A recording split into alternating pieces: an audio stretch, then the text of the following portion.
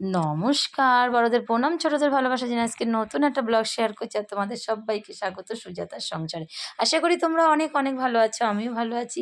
মা মেয়ে কোথায় বেরিয়ে গেলাম দুপুরবেলাও না, বিকেলবেলায় 3টে 3:30 ট্রেন ধরবো, খাওয়া দাওয়া করে সমস্ত কাজ করে বেরিয়ে পড়লাম। ওই যে আমাদের আবার এগিয়ে দিচ্ছে আমাদের দিদি, আমাদের বাড়িতে যে থাকে। এদিকে মেয়ে রেডি, মেয়ে কুকুর দেখে ভয় পায়। আমাদের উঠোনের সামনে অনেকটা কুকুর আছে, সেই কুকুর দেখেও দাঁড়িয়ে পড়েছে, কিছুতেই আসছে না।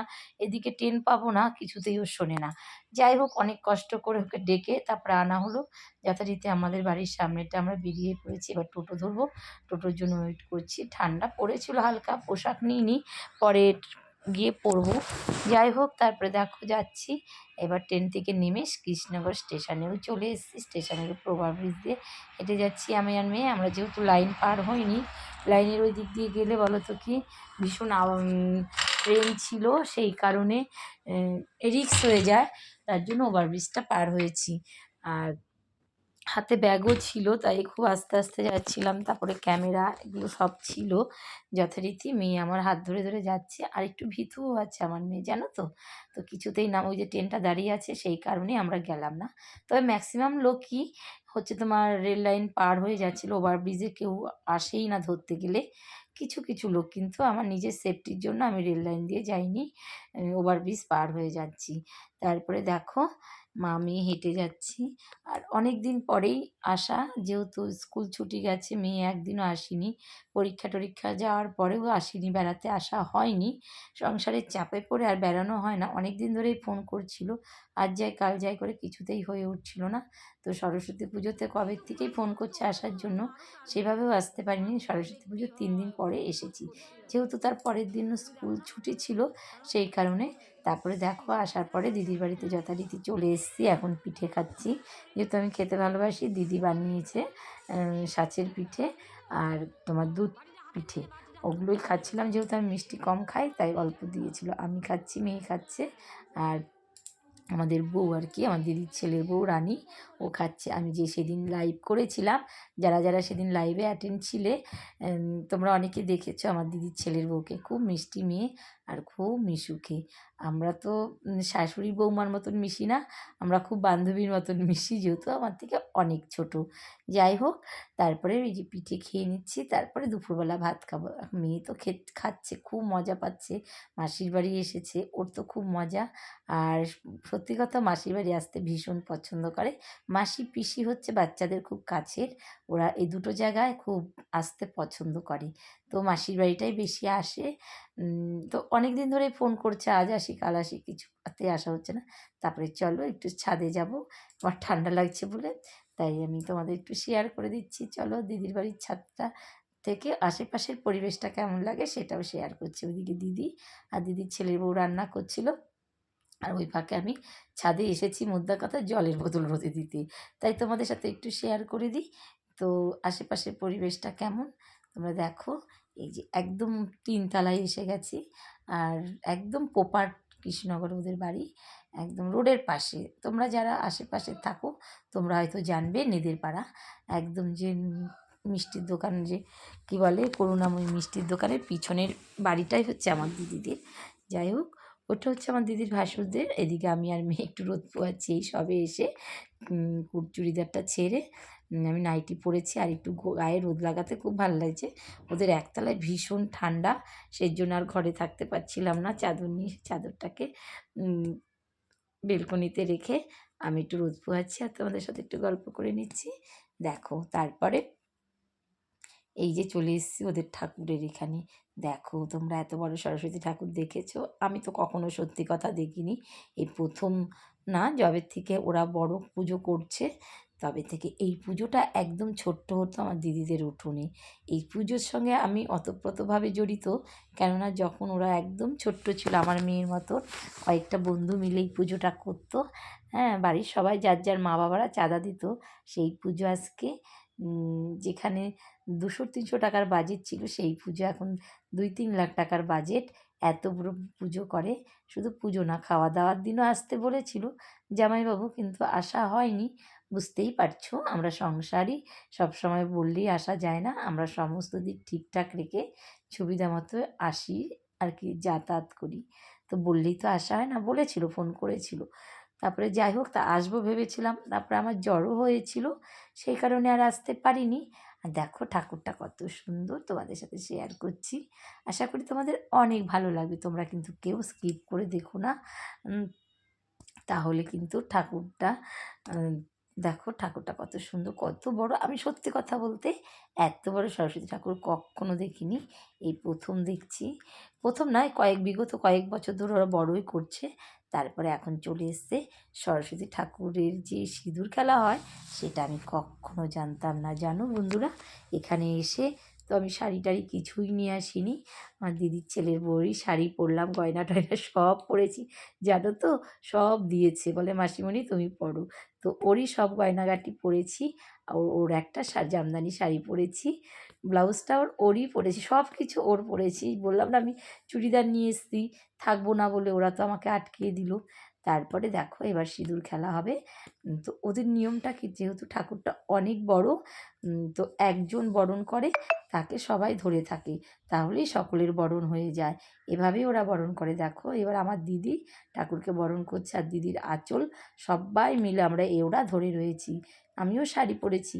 তো আমি বারে বারে বলছিলাম, রানী তুমি বলতে মাসিমণি আমরা সবাই শাড়ি পরবো, সাজবো, তাহলে আমি একটা সুন্দর লাল পরে সাদা শাড়ি নিয়ে যেতাম। তো যথারীতি ঠাকুর বরণ হচ্ছে, তোমরা দেখো মা সরস্বতীকেও যে এত সুন্দর বরণ করে আমি কখনো দেখিনি, জানো।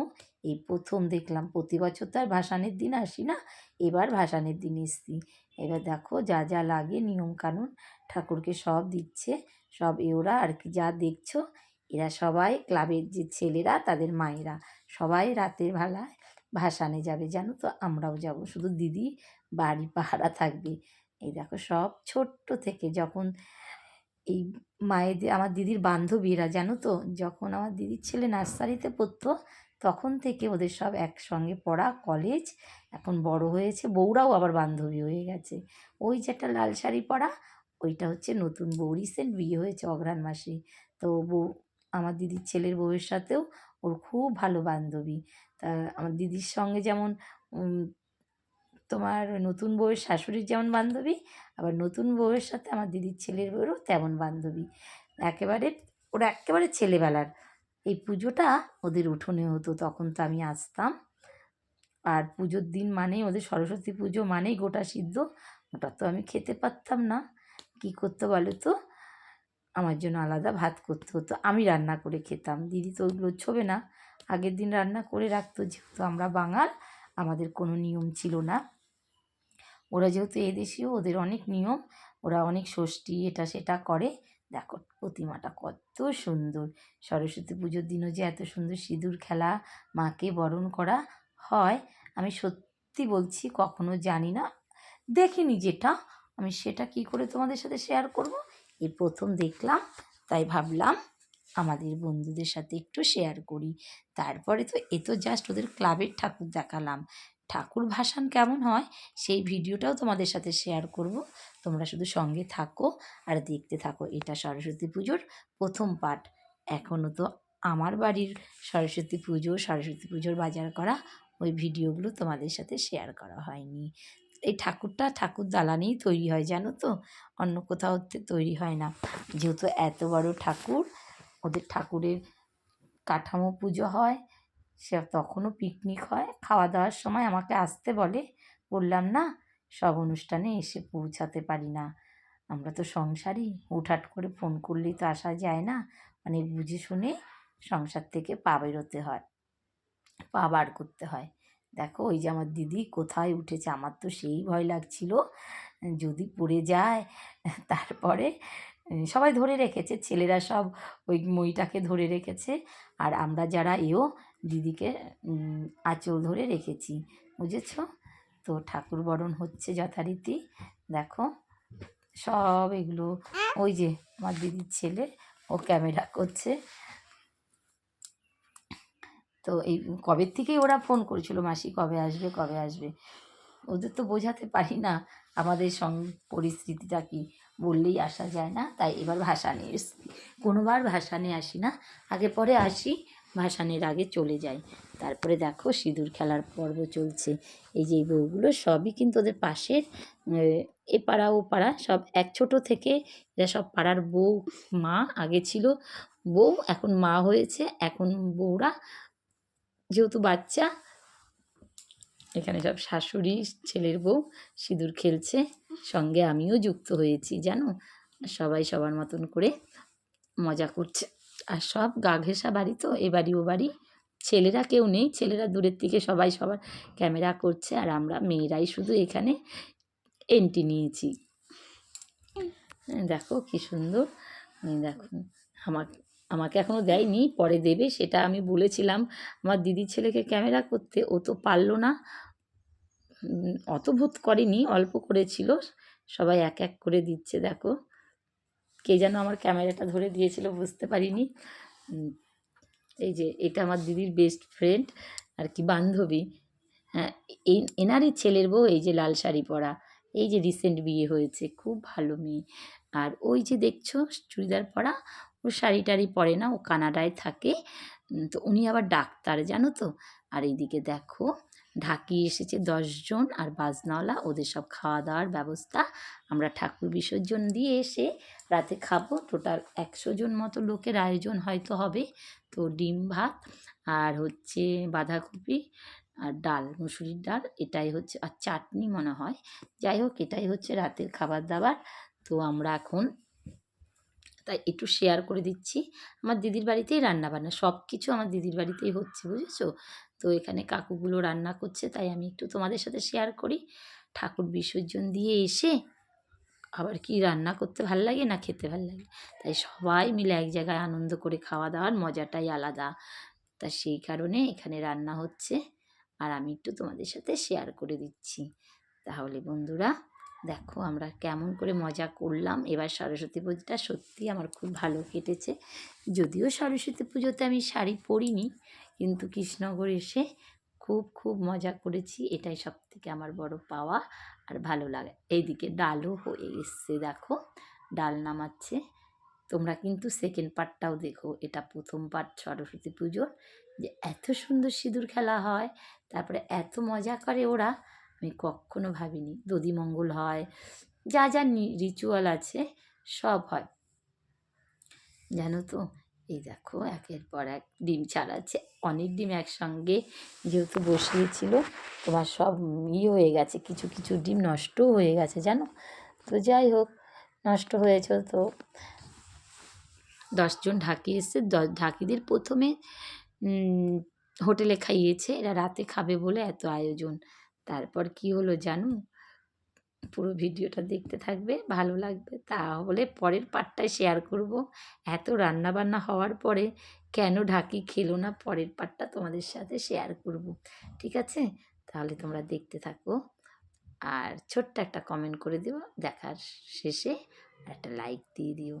বুঝতে পেরেছো কেমন হলো কৃষ্ণনগরের ঠাকুর বরণ সরস্বতী পুজোর, সেটাই তোমাদের সাথে শেয়ার করছি। আর এদিকে দেখো রান্না চলছে, এর আগের দিনও খাওয়া দাওয়া হয়েছিল, আলুর দম আর পোলাও আর কি যেন বেশ একটা, আমি আসিনি, ফোন করেছিল। তারপরে যথারীতি ওনারা রান্না করছে, ওখানে তো কাউকে থাকতে হবে, কেউ নেই।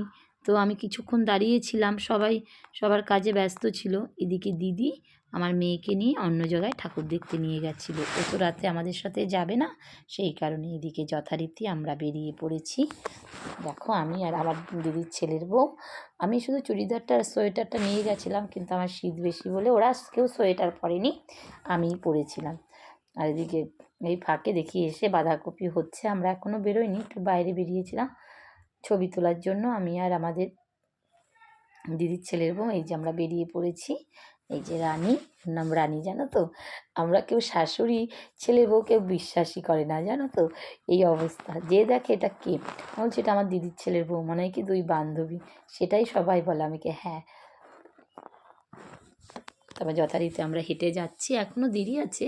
আমাদের ঠাকুরটা মেন রোডে নিয়ে গেছে, ওখান থেকে সব বাজনা বাজিয়ে, ওখানে আরও বাজনা এসছে, ওখানে থেকে আমাদের আর কি ঠাকুরটা যাবে ভাসান, যেই রাস্তা দিয়ে ভাসান বেরোবে সেই রাস্তা। তার আগে আমরা একটু, এই যে দেখো ঠাক এসে গেছে, আর ওই যে বাজনা, তো বাজনা তো ছোটো গলিতে হবে না, তাই চৌরাস্তার মোড়ে এসেছে। এই দেখো ঠাকুরকে এখানে যথারীতি নামিয়েছে, গয়না টয়না পরাবে। আর তারপরে রাজবাড়িতে নেবে না সেই গল্পটাও তোমাদের সাথে শেয়ার করব, কেন রাজবাড়িতে নেবে না। ঠিক আছে, তাহলে আজকের তো ভিডিওটা এখানে রাখছি। তোমরা অনেক অনেক ভালো থেকো, সঙ্গে থাকো আর দেখতে থাকো। এই দেখো আমরা বেরিয়ে পড়েছি একের পর এক, ঠাকুর যাচ্ছে, আরও ঠাকুর যাবে, সেগুলোও তোমাদের সাথে শেয়ার করব। এবার যেহেতু চৌরাস্তা থেকে ঠাকুরটা মেন ভাসান রোডে যাবে, তার আগে ঠাকুরকে রেডি করছি গয়না টয়না পরিয়ে, লাইট টাইট দিয়ে। আমরা ওখানে সব মায়েরা বসেছিলাম, মায়েরা না সব বান্ধবীরা আর বউগুলো, পাড়ার যে ক্লাবের ছেলে বউগুলো ছিল সবাই বসেছিলাম। তারপরে মেন যে ওদের ভাসান রোড, তখন সেখানে যাবে, সেই ছবিগুলো তোমাদের সাথে শেয়ার করব, ভিডিওগুলো। তাহলে আজকের মতো রাখছি, তোমরা অনেক অনেক ভালো থেকো, সুস্থ থেকো, সাবধানে থেকো। আজকের ভিডিওটা কেমন হলো তোমরা কিন্তু সম্পূর্ণ লাইক দিয়ে কমেন্ট করো, আর লাইক দিয়ে দেখা শুরু করো। Bye bye.